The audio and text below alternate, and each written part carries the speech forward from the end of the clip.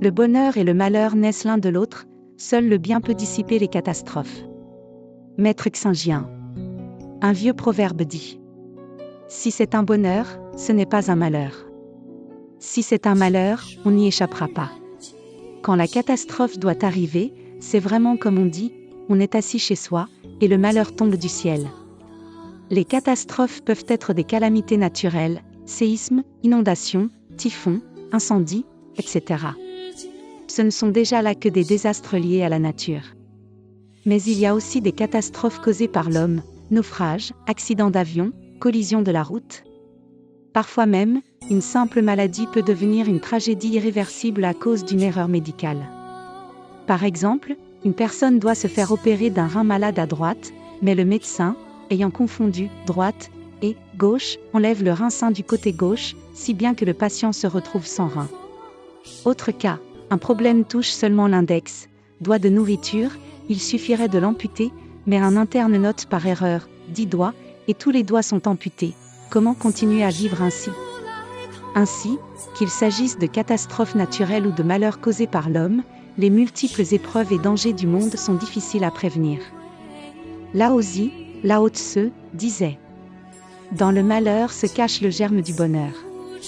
Et dans le bonheur se cache celui du malheur. Quand on goûte au bonheur, le malheur est déjà en germe. Par exemple, l'amour peut engendrer la haine, la gratitude peut se transformer en rancune.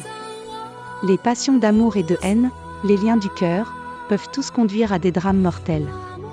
Le bonheur et le malheur sont relatifs, là où il y a du bon, il y a aussi du mauvais, là où il y a du bonheur, il y a aussi du malheur.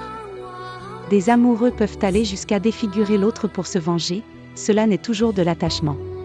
Face à quelqu'un que nous n'aimons pas, il n'y a pas non plus de haine possible. La vie humaine est fragile, on ne peut pas toujours lutter seul contre le malheur. Il faut parfois compter sur le soutien collectif, sur l'aide de l'État, sur les circonstances extérieures, ou encore sur la foi pour apaiser les épreuves.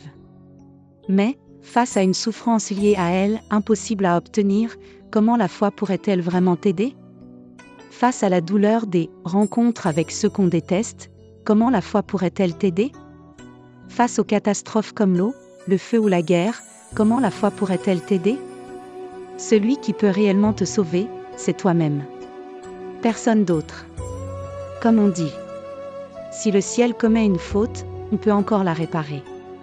Si c'est nous-mêmes qui commettons la faute, nous ne pouvons plus vivre. Si tu refuses de résoudre toi-même tes problèmes et comptes seulement sur les autres, cela ne marchera que si les conditions s'y prêtent.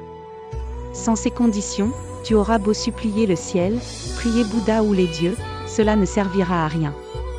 Ainsi, pour se préserver des catastrophes et du malheur, le mieux est encore de créer soi-même de bonnes causes, de faire le bien, d'accumuler des mérites et des vertus, de se repentir sincèrement de ses fautes et de croire profondément à la loi de cause à effet. Quand on élimine les causes mêmes du malheur, il n'est plus besoin d'aller interroger les dieux, les catastrophes disparaissent d'elles-mêmes. Aujourd'hui, tant d'accidents de la route, de catastrophes naturelles ou de bouleversements sont liés à des karmas collectifs. Peux-tu vraiment échapper à ce karma collectif ? La foi peut t'aider à dissiper les catastrophes et le malheur, mais comme on dit, c'est à celui qui a attaché le nœud de le défaire. Sans éveil personnel, cela restera impossible.